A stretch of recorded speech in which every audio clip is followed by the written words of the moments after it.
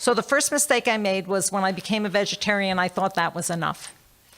I was in New York and I edited a book called Fit for Life by Harvey and Marilyn Diamond, and it persuaded me that we're not natural carnivores, that we're the only species on Earth that drinks the milk from another species in our own, but that if you put, this is what Harvey Diamond wrote in 1984. The book came out in 84 or 5. He said, if you put a baby in a crib with an apple and a rabbit, if that baby plays with the apple and eats the rabbit, he'll buy you a new car.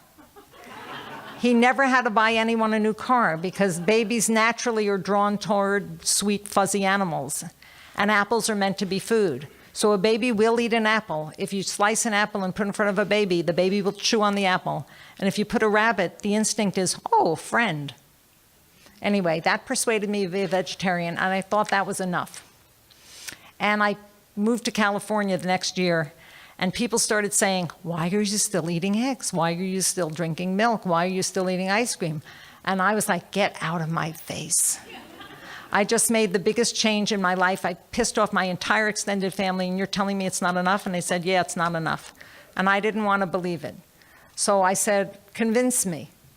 So everyone told me to read a book by John Robbins called Diet for a New America. And I was reluctant at first because I had just discovered Dove bars, which were a brand new ice cream pop that I love. And I will say in passing, parenthetically, outside in the food court, there's a guy selling what looks like Dove bars, but they're all vegan. He has a whole ice cream truck, and I can't wait to get out there and try like everything he sells. But anyway, it was the year I discovered Dove bars. It's the same year I finally gave in and read John Robbins' book, and overnight I could no longer justify eating dairy. Now, I was a cheese addict. I loved cheese. I ate cheese at every opportunity. But John Robbins persuaded me that it was unnatural, unnecessary, and kind of cruel to continue supporting the dairy industry. So that was my first mistake and my first lesson. Listen to people who tell you that's not enough, because it isn't enough. But John Robbins' book, Diet for a New America, explained to me from an ethical standpoint why it wasn't enough. I had done the Fit for Life thing as a health thing. And John Robbins looks at health and the environment and the animals and the farm workers and everything involved in getting our food to us. So I highly recommend John Robbins' book, Diet for a New America. And that was my first mistake. I forgot to tell you, I'm doing this backwards. I'm going 10, 9, 8, 7, 6. My husband convinced me it's more dramatic that way. So I'm counting down from 10, and that was my 10th mistake. Now you'll hear my 9th mistake. Okay, so I became a vegan, and I sold veganism as if it were a cure-all. I told anyone who had so much as a cold that they had to give up animal products. People who were seriously ill, I'd say, you gotta go on a vegan diet. It will cure your ills. It will help you do everything. I told people that vegans were invincible. I told people that a vegan diet would protect us from everything. I was wrong. Vegans still die. We reduce our risk of dying from the major causes of death in the United States. We reduce our risk of dying from heart disease and cancer and diabetes and other things like that. But we never reduce the risk to zero. We are still mortal. That was a huge lesson for me. And the thing is, when I became a vegan at 32, I was young. 32 is very young. Is anyone here under 32? Yes? Are you 32? No, no hands went up. Amazing.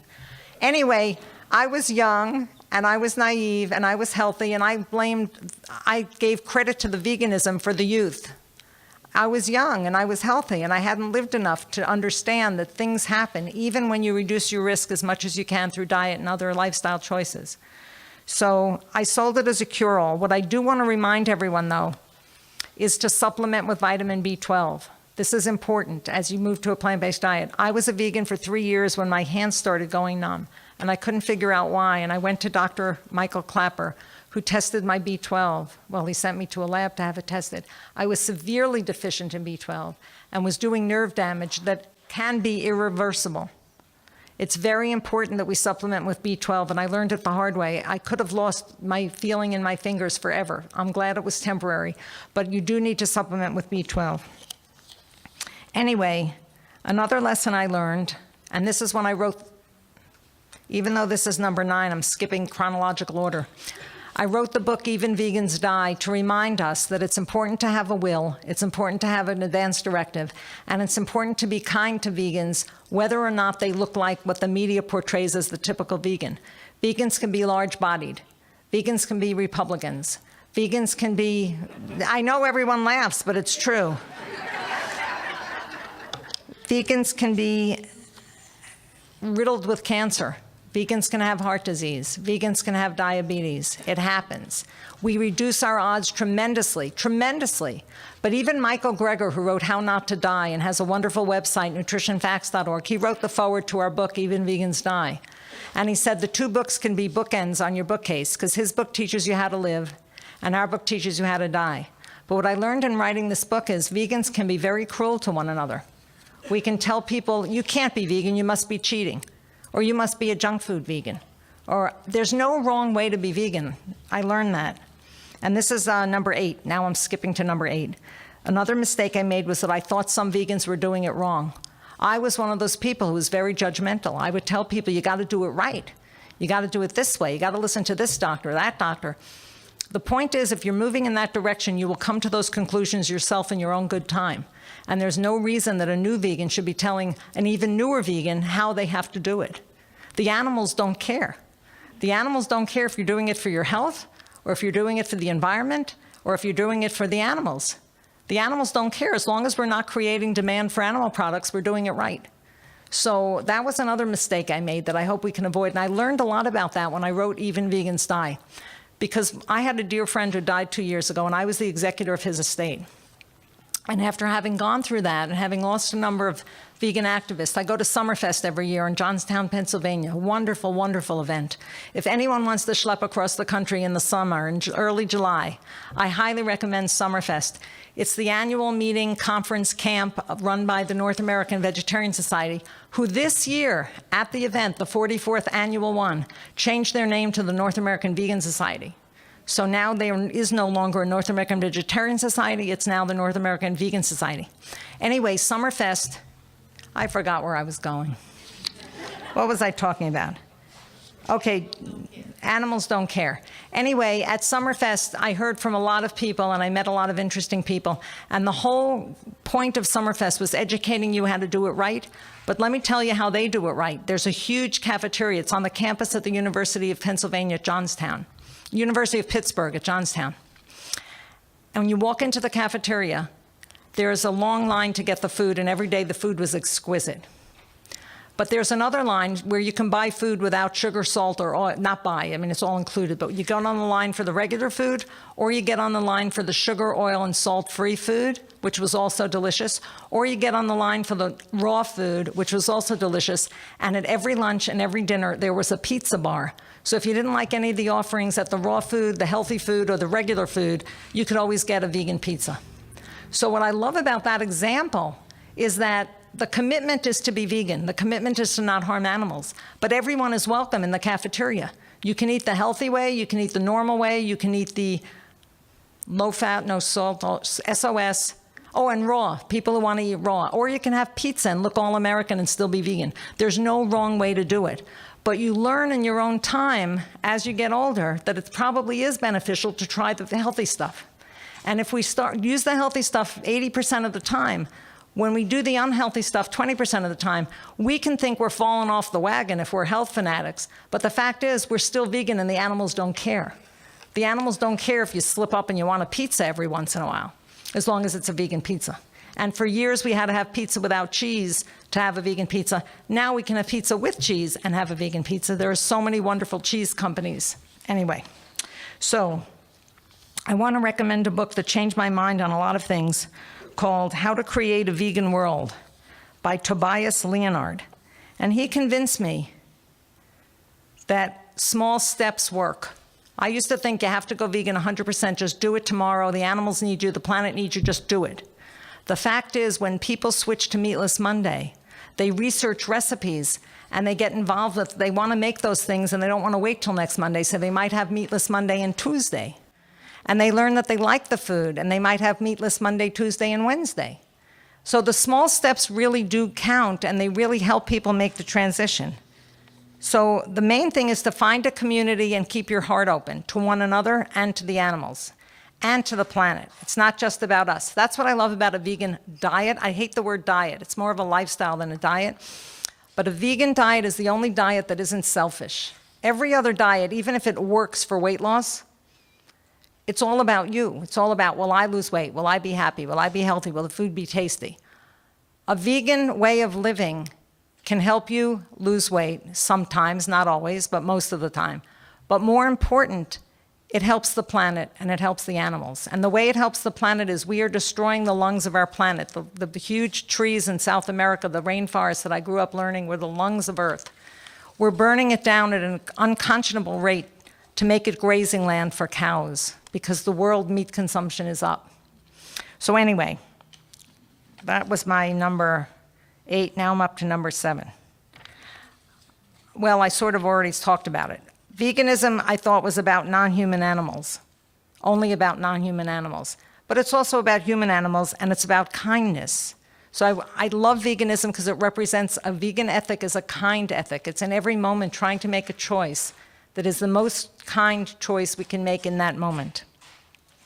I want to read to you a quote from, I don't know where I got it from, but it's the definition of veganism from the people who invented veganism. It was 1944, and a woman named Elsie, who was known as Sally, Shrigley, and Donald Watson, together in London at the Vegan Society, registered a new charity. It's the oldest vegan society in the world. It was founded in 1944, and 23 people were there to found it, but these 2 people came up with the name. And they coined the word vegan to stand for non-dairy vegetarians. So they took out the middle of the word vegetarian. So it's the veg and the N at the end of vegetarian. And the word vegan was coined, and the Vegan Society was created. And here's why it was created. They defined veganism as a philosophy and way of life. See, it's not a diet, it's a philosophy and way of life, right there in the opening words of the founding of the Vegan Society. It's a philosophy and way of life which seeks to exclude, and this is the phrase that I like the most, listen carefully because this applies to every one of us. It's a philosophy and way of life which seeks to exclude as far as is possible and practical. I'll say that again. As far as is possible and practical.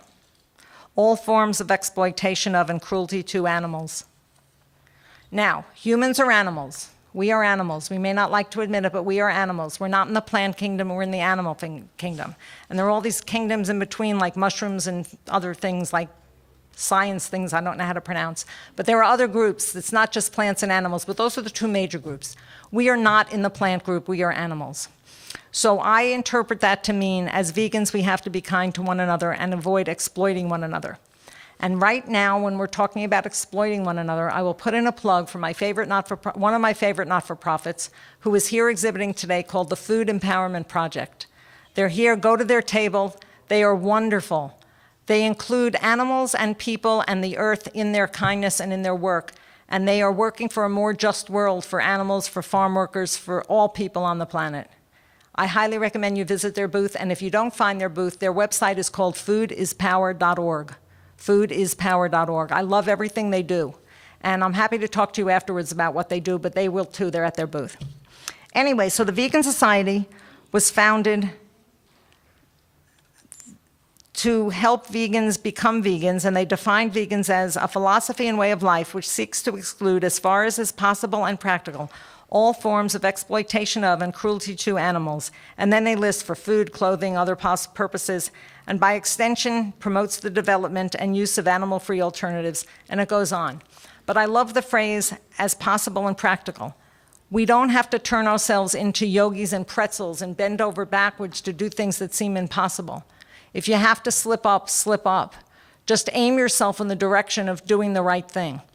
When I was the head of the Women's National Book Association, WNBA, not the basketball group, but the Book Association. If you Google it, you get the Basketball Association. But Women's National Book Association has been around since 1917, when women first were fighting for the right to vote. Anyway, when I was their president, as an outgoing president, the incoming president wanted to make a dinner in my honor. This was in Nashville, Tennessee in 1990. And I gave her a list of everything I don't eat. Or I thought I gave her a list of everything I don't eat. So she made a big deal about announcing at the beginning of the dinner, this meal is vegan in Patty's honor, and we were happy to, honor her this way. And it was a delicious meal, but I could tell there was something in every course that I wasn't supposed to be eating, and I couldn't name it. I couldn't figure out what it was. So I thanked her profusely. I ate everything, and I asked her afterwards, would you mind sharing your recipes? She said, not at all. And she showed me her recipes. Well, almost every dish had sour cream in it, because I didn't mention sour cream specifically. I didn't say no dairy. I said no cheese, no milk, no meat, no cream. I didn't say sour cream. It wasn't on the list, so she used sour cream. It was way more important for me to be grateful and gracious and thankful for that meal than to make a big deal out of, I'm not eating it, it has sour cream in it. I could tell there was something in it as I ate it. But kindness means kindness to your host who went to such an effort to try to please you. Now, I would draw the line if there had been animal flesh in the food, I would not have eaten it. But I told her in advance of my requirements, and I wasn't as accurate as I could have been or as inclusive as I could have been, so I totally forgave her. The irony is, here we are 30-something years later, and her daughter is a vegan. So I'm sure she's learned by now that sour cream is not on the list. But she was very proud of the dinner she made for me, and I was honored that she made it. So, okay, that's that.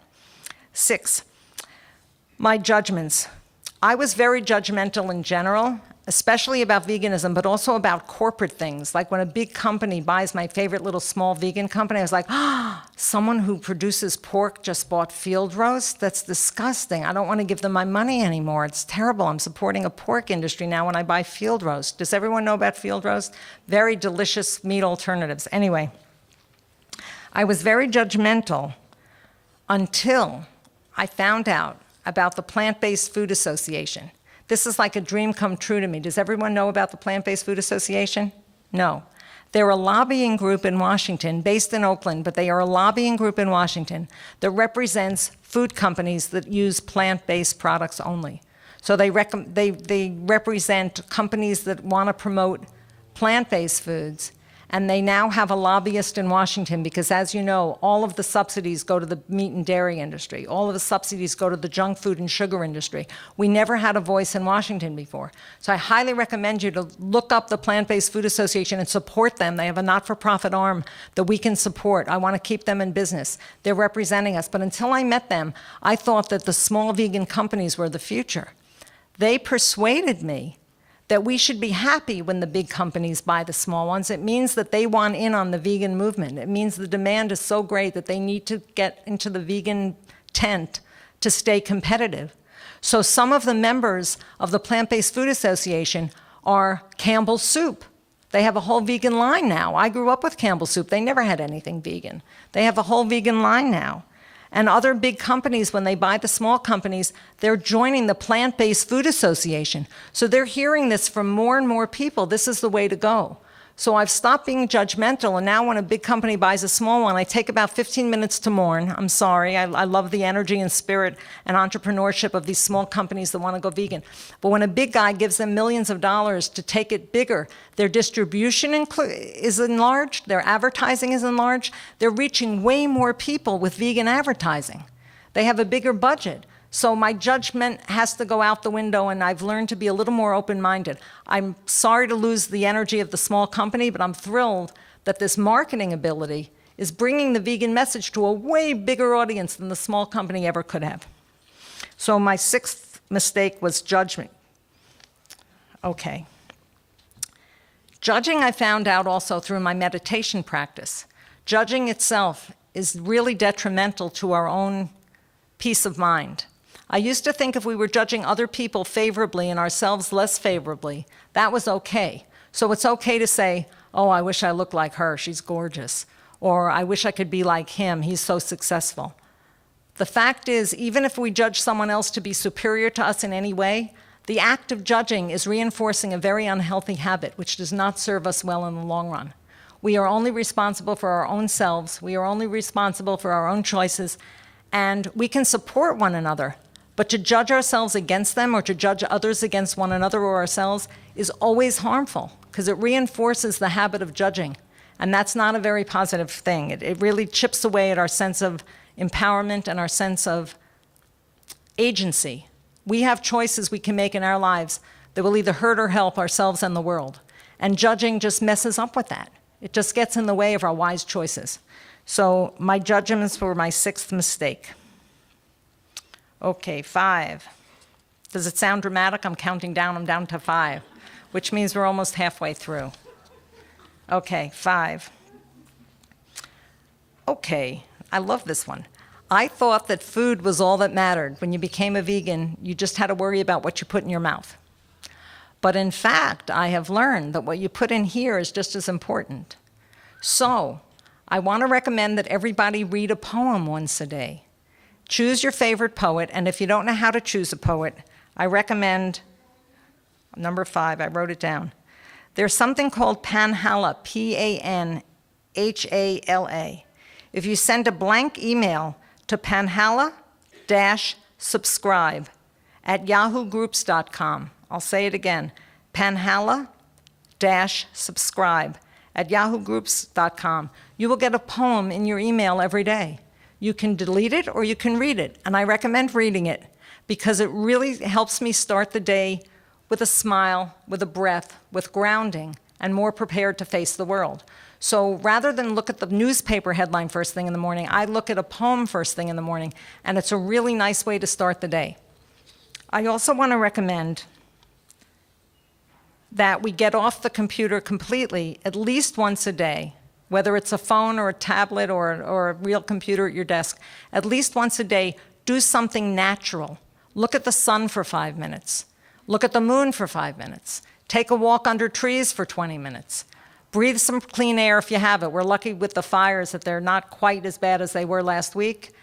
But if you can do anything in nature, even in sidewalks, if you'll notice, in the cracks between the squares and sidewalks, sometimes little tiny grasses and flowers grow. I am in awe of those flowers. I feel like they're the vegans in the flower world. They're like pushing up through concrete just to say, I belong here. This is natural. This is right. Look at me. I love those little flowers. Think of veganism whenever you see a flower in a place you think it wouldn't normally be. When I used to play tennis, I was a bad tennis player because every time I tossed the ball for a serve, I'd look up in the hills and go, oh, I want to be up there. I'd rather be hiking. And then when the balls went to the edges of the court, I'd stop and say, oh my God, look what's growing here. And I'd make everyone come over and look at the flowers. And they'd say, come on, we're here to play tennis. So anyway, I just recommend get out of your head and get out of the electronic world at least once a day and do something in the natural world. And poetry is as close as you can come to doing that without actually doing it. So if for some reason you're on a tight deadline and you have to be at your desk for 12 hours, don't do that. Stand up every hour, stretch, take a deep breath, read a poem, and then get back to work. But if you can get outside in any way, shape, or form, look at something green that's natural.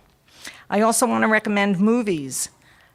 I look at the coming attraction of movies before I see them, and if there are guns in the movie, for the most part, I will not see the movie. What you put in here is just as important as what you put in here. We can tend to our hearts by tending to what goes into our brains. It's not just what we eat. I also want to recommend that we stop reading magazines that promote unhealthy body images. There are magazines that show every single person in the world is slender and healthy. It's not true. It's not the real world. Look around at other people. Instead of looking at our phones, if we look at other people, we get a better sense of reality. Reality is in this room. Everyone here is real. We're alive. We're healthy.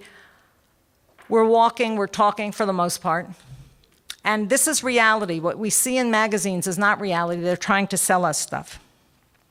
I love magazines like The Sun. Has anyone heard of The Sun? Not Shambhala Sun, but The Sun. It's my favorite magazine. I read it cover to cover. It accepts no advertising. It includes lovely poetry. It always has one short story, a number of true stories that open the heart and make you feel like you're glad to be part of the human race.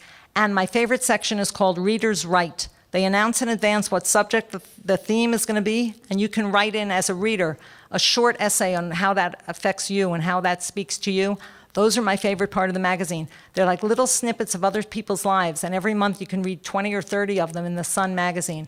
If you don't want to subscribe to it, get it at your library, but it's a marvelous way to feel connected to the human world. It makes you feel connected to everybody heart to heart because the writing is about the human condition. It's a beautiful magazine. I also recommend The Lion's Roar if you're interested in Buddhist message, and I also recommend National Geographic, the old standby. Just looking at pictures of nature and looking at pictures of our world, which I think is in its death rattle. The planet is not doing well. It's like really suffering. And rather than throw up your hands and say, well, it's too late, we may as well just eat whatever we want because our diet isn't going to make a difference. Let me just ask you, if you have a friend with lung cancer, would you smoke cigarettes in her room because she's dying anyway? I don't think so. We have to be kind to the planet, even if she's on her last legs. I don't know if we have time to turn it around, but it's the right thing to do, to try not to contribute to the industries that are doing the most harm. Okay. That was 5. Oh, it goes on. No, there's more to 5. It's part of the same theme, which was what? Let me go see what I called this theme. I'm just rambling, but I labeled it, so I get to give a talk. Okay, I said food is all that matters. Okay. What I learned was, I used to think that gratitude and generosity were innate. People either were generous and grateful or they weren't. I just thought that's who you are. You're grateful, you're generous, or you're not. But these are qualities that can be cultivated. And all of the magazines and movies and music and other things we put in here can cultivate generosity and compassion and gratitude in here. So I love having a gratitude practice. I recommend everybody find a buddy. And once a week at least, it can be daily, it can be monthly, but I recommend once a week at least, send a postcard or an email or a phone call, but it's better to put it in writing, what you're grateful for. And it can be simple. Grateful I woke up today and I'm breathing. Grateful I had a good breakfast. Grateful the sun is shining. Grateful the fog is here. Grateful it's raining. Grateful my garden's growing. Just write down what you're grateful for and share it with someone else. And here's why I love the sharing part. In the mail, every week I get a real letter that isn't a bill and isn't junk mail. It's a real letter from a friend of mine. And sometimes it just says, so grateful for my yoga class. Sometimes it's a long letter with more thoughtful, I'm grateful for my grandson and this is what he's up to, and I'm grateful for my garden and this is what is growing. But it can be as short as, I'm grateful for my fingers that help me play the piano. I'm grateful for my kitchen, which has all the tools I need to prepare my food. I'm grateful to have a kitchen. I'm grateful for running water. Whatever it is, write it down once a week and send it to somebody and make sure they send you theirs. It's really fun. This was recommended to me in a yoga class more than 20 years ago, and everyone found a buddy in that class, and almost everyone had email except my buddy. She didn't use email. So we started this practice with regular mail, and I am so thrilled she didn't have email because I get real mail that I look forward to opening. So it's really nice, and I recommend everybody do it. Find somebody to share your gratitude, and we can cultivate it. Okay, number 4. I grew up in New York. I lived in New York my whole life until I moved here in '86, and I thought I could eat every meal out in a restaurant. Not good idea. In New York, kitchens are just for show. You either take out, you bring in, and you cobble together meals, but you never cooked. So Jennifer Raymond taught me something in 1989 or 90, when somebody asked her, but what if I hate to cook? Her answer seemed very rude to me at the time, but I think it's brilliant now. She said, learn to cook. Learn to cook. Everyone should be able to sustain themselves. And I don't mean you have to be fancy. Learn a few things to cook, like 2 or 3 soups. Soups are easy. Throw it in a pot. You got a soup. Learn 2 or 3 soups. Learn how to make a good salad. You can serve anybody soup, salad, and bread, and you have a meal. Learn how to make 1 or 2 stews or casseroles. Very easy. There are hundreds of vegan cookbooks. Learn how to cook just to sustain yourself. Learn how to bake a sweet potato and learn 2 or 3 toppings to put on it. Make hummus. Make a cashew dip, make anything, anyway, learn to cook, that was it. And I used to think you had to choose. This is number 3, we're getting close. I thought, do I want to identify as a feminist? It made sense. Do I want to identify as an environmentalist? It made sense. Do I want to identify as an animal rights activist? It made sense. It was a tough choice. It's a false choice. If you're vegan, you're all 3. You don't have to choose what cause to support. Veganism supports rights of female beings of every species who are exploited way more than the male counterparts in the egg industry and in the dairy industry and in the beef industry. The females are treated way worse than the males. And you're helping the environment and you're helping your own health. I wanted to be a health enthusiast. I wanted to be an animal rights activist. I wanted to be an environmentalist, and I wanted to be a feminist. And when I found veganism, it was like, yes, all you have to do is be a vegan. You're supporting all those good causes. That was New York coming out. I said causes. Anyway, Carol J. Adams wrote The Sexual Politics of Meat. If you haven't read it, I highly recommend it. Carol J. Adams. And anything she writes, I recommend. So her blogs and her other books are fabulous too. Number 2, I already did it, okay. Small steps don't count. I thought you had to do it all at once. Well, I mentioned this earlier, so I'll just mention it briefly. I learned a great answer when someone says, but I can't give up cheese. The answer is, well, can you give up other dairy products other than cheese? Can you choose almond milk in your coffee instead of dairy milk? Can you give up eggs? Can you give up butter? Okay, so you still have to eat cheese. Can you give up everything else? How vegan can you be is a much more important answer than why aren't you vegan? If someone says, I'll never be vegan because I have to eat cheese, I say, okay, have you tried Miyoko's cheese? I'm not doing that. That's not real cheese. Well, can you give up everything but the cheese? That would help. That would help a lot. So how vegan can you be is my new answer. I want to recommend Melanie Joy, who I already mentioned her book, Why We Love Dogs, Eat Pigs, and Wear Cows, or did I not mention it? And Melanie Joy wrote a book. I came out of retirement 10 years ago to help her represent this book. Why We Love Dogs, Eat Pigs, and Wear Cows is a brilliant book. But if you don't want to read another book, go to the interview with her on the Ezra Klein show. So you can Google Melanie Joy and Ezra Klein. She did an interview that is absolutely brilliant, and it's on YouTube, and it's worth watching. She talks about how everybody thinks that eating meat is natural and that vegetarianism or veganism is an ideology. But she points out that eating meat is an ideology too. It's just so pervasive, we take it to be the way things are. But every society has animals that they eat and animals they don't eat. And she named this tendency carnism. And carnism is the default programming that goes on in our country. It's okay in our country to eat cows, but not dogs. In other countries, they would never eat cows, but dogs are okay on the menu. So she talks about that, and it's a very important concept. And her book is called, all you have to remember is Why We Love Dogs. The rest of the title will come up behind it. Okay, I'm down to number 1. Woo! And I'm doing well.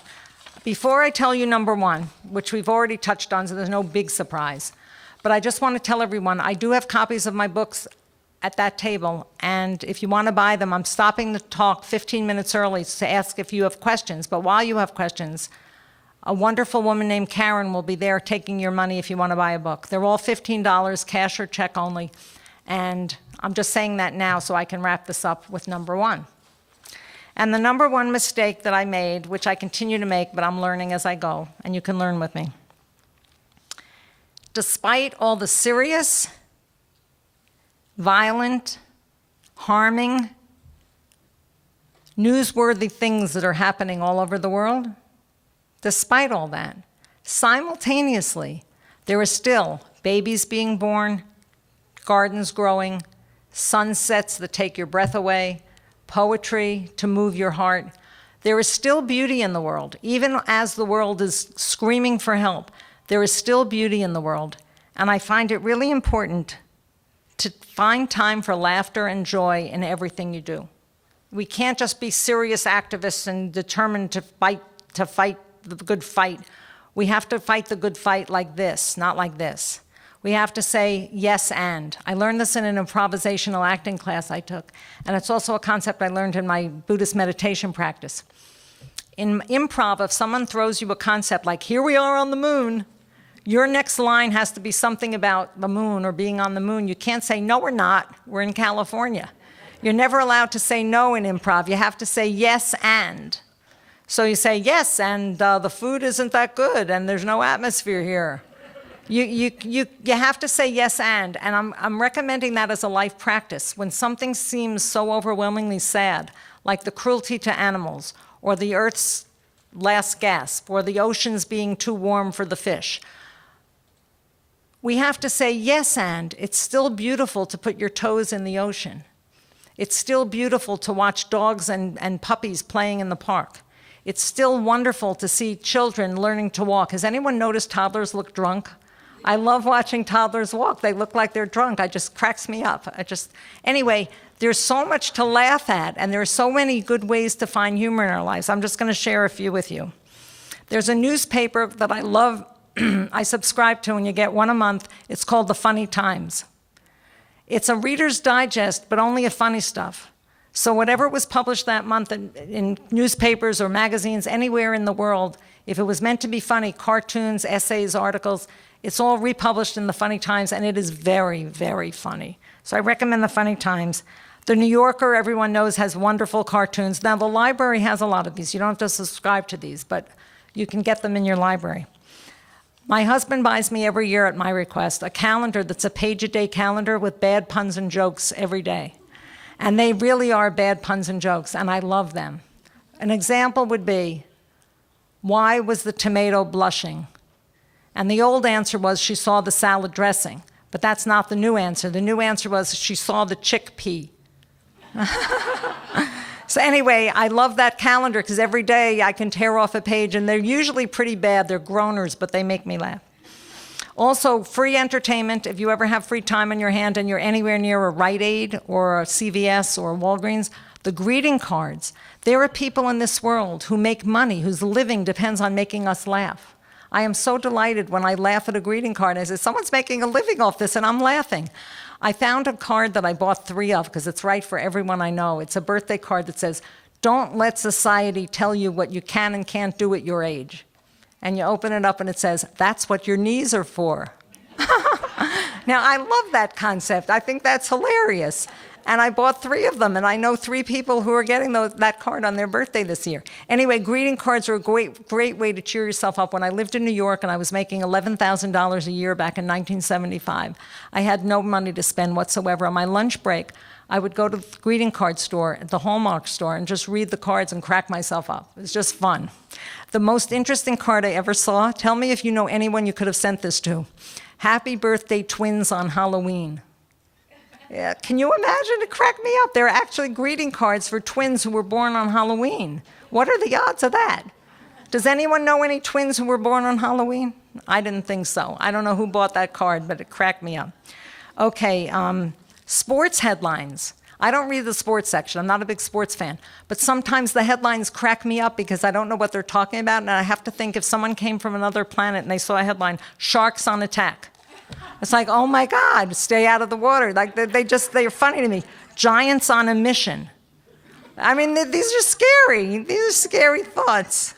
Now, at my local high school, the team are called the Pirates, and there was a headline last week that said, Pirates cannot be stopped. It's like, anyway, there's opportunity for laughter everywhere. We just have to be open to it. So nature, meditation, poetry, jokes, balance, equanimity. Learn to say yes and, because if we go to all the booths about what's wrong in the world, we're going to be defeated and we're going to start walking around like there's nothing I can do, it's not worth it, my little difference doesn't do anything. Yes, it does.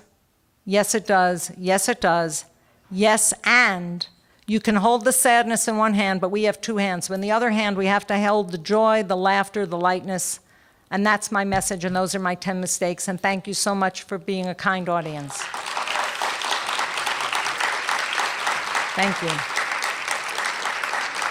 I will now take questions while Karen helps sell my books. So if anyone has questions, I'm happy to answer them. I ended early on purpose so we can take questions. I will repeat the question.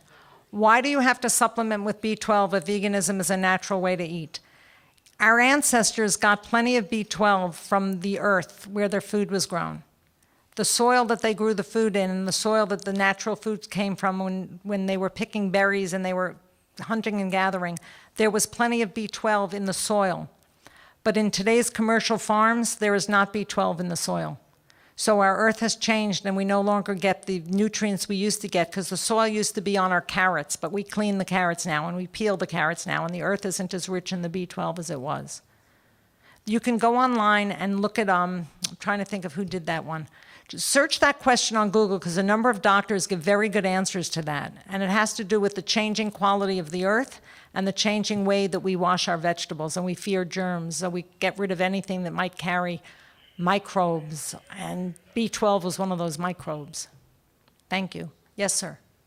Do you take any other supplements besides B12? Do I take any other supplements? I take 2 others. I take a vitamin D supplement. I recommend everyone the next time you get a blood test, have your vitamin D level tested to see whether you need a D supplement. I did. And I also take an omega-3 supplement, which is an algae supplement rather than fish oil. But now I'm hearing from Dr. Greger that even fish oil has been unrecommended, even if it doesn't really help against heart disease the way they thought it did, but I'm told it helps with other things that haven't been studied yet, so I'm still taking my DHA, EPA, algae supplement. So I take 3 supplements every day, a B12, algae for DHA, EPA, and vitamin D. Any other questions? Yes. The question is, does seaweed have vitamin B12? I'm not a nutritionist, I don't know. Even if it does, I would recommend supplementing because we're not eating seaweed enough, probably, to get all the vitamin B12 we need. And the pills are very tiny, they go under your tongue and like you don't even notice you're taking them. Unfortunately, I discovered that there's a vegan vitamin D that's a gummy bear, and I got kind of addicted to them. I was like taking 4 of them a day because I like the taste. And when I ran out, I didn't order more of them. I just got regular D12 vegan vitamin D that you can squirt in your mouth, and I do that. Yes, she heard that even meat eaters can be deficient in B12 because the animals aren't getting enough. Absolutely, and most people over the age of 60 are B12 deficient, whether they're vegan or not. So B12 is an issue for most seniors, even if you're not a vegan. And all the B vitamins are important, but vegans are not the only people who should worry about B12. Yes, ma'am. How do I incorporate enough calcium in my diet? Good question. Basically, I get calcium from dark leafy greens. Kale, chard, collard greens, broccoli. The dark leafy greens have lots of calcium, and I eat them at least twice a day. Also, soy milk is the soy milk I put in my cereal in the morning and that I put in my coffee. 1 cup of coffee, not a lot, but that's fortified with calcium also. But calcium's not really an issue because it's easy to get from a plant-based diet. You can go to PETA, People for Ethical Treatment for Animals, and they have a little card of where do you get your calcium, and it's everywhere. But dark leafy greens are the answer. I think, am I familiar with Joel Fuhrman's ideas? And one of my thoughts on that, he's a brilliant doctor, he knows what he's doing, he's probably right, and I don't follow his advice. Because he has way more fruit than I eat and fewer vegetables than I eat. And I think he's brilliant. And I think if you follow his advice, you'll be doing great. But you'll also be doing great if you follow the advice of Dr. Neil Barnard of Physicians Committee for Responsible Medicine, or Dr. John McDougall, or any of the vegan doctors are going to help you be healthy and happy. And Joel Fuhrman is one of them, and I totally think he's on the right track. Where do I fall in the area of silk and honey and other things that he says doesn't harm the animal directly? First of all, I applaud you for your 3-year vegan journey. Second of all, especially because this is a group of mostly vegans, I just want to say I would never get hung up on the small stuff. The bigger choices are what you're eating and how are you reducing harm. But then I will go to the fact that from what I've learned, silk hurts the silkworms. They have to kill them at a certain point in their production to get the silk, so I would not say silk doesn't harm animals. I don't wear silk. And honey, I also choose not to eat because I understand we smoke out the bees to get the honey, and we give them a substitute. The honey is their food normally, but we give them sugar instead.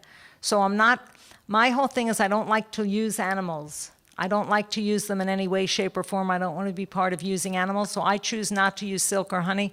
But if somebody tells me they're a vegan but they eat honey, I'm like, yes, good for you, that's great. Because we're not eating honey 3 meals a day. We're not eating honey like for our sustenance. We're adding a little bit to our tea a few times a week. So I think I personally choose not to use animals anyway, and that's using animals, but I don't fault anybody who's a vegan who eats honey. So that's where I stand on that. There's absolutely nothing wrong with fruit. Tell me about fruit. Why do I think Joel Fuhrman has you eat too much fruit?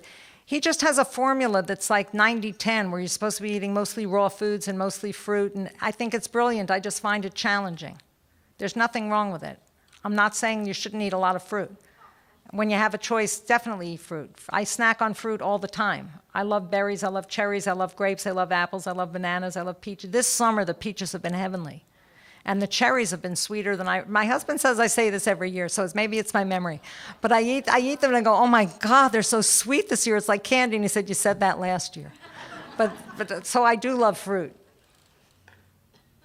Anybody else?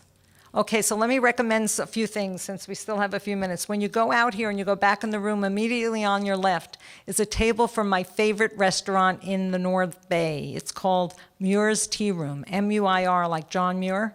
You need reservations. They only open on Friday, Saturday, and Sunday. Anyway, they serve high tea.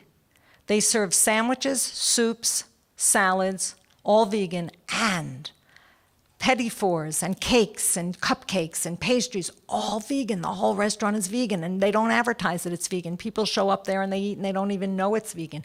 It's fantastic. They have a booth right inside the store. When you first go out here and go back in the building, they're right there on the left. Oh my God. If you're eating sugar, and I don't know if you're eating sugar or not, I'm not judging, but if you're eating sugar like I am, you will love anything they make. So I highly recommend Muir's Tea Room. Also, if you ever get to Oakland, I know it's a schlep. Does anyone here live within driving distance of Oakland? Like it's not that big a deal? Millennium Restaurant. Millennium Restaurant is a totally vegan, gourmet, over-the-top, expensive but worth it, special occasion restaurant that you must go to. Again, reservations are required, and I recommend that you try to sit outside. Personally, their back garden is much nicer than the inside. It's less noisy and it's more spacious and lighter. They have a covering if it's drizzling. They have heat lamps. They have blankets. You will be very comfortable, and the food is exquisite. So those are my two recommendations. They're not exhibiting here, so you have to go to the restaurant to try it. I will also share in my last 2 minutes a story that happened to me that tells me the world is changing for the better. When I was researching the book Even Vegans Die, I went to what's called a death cafe. You can Google it. They're all over the world. They're gathering places where strangers get together and talk about their relationship with death. Anything you want to talk about, it's not charged because it's not family. You're having a conversation with strangers. Anyway, the one I went to was in Oakland in the Piedmont neighborhood, and I got there really early.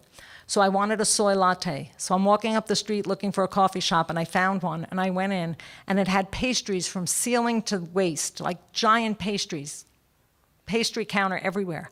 Looked gorgeous.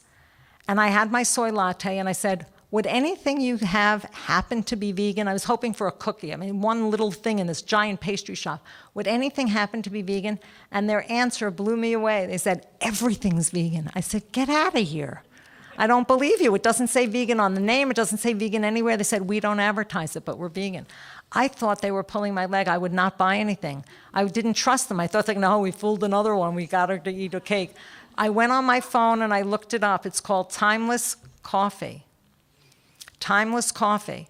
Turns out they're 100% vegan, and I took home a piece of everything they sold for my husband and myself. I went crazy. I spent $40 on cake and pastry and cookies.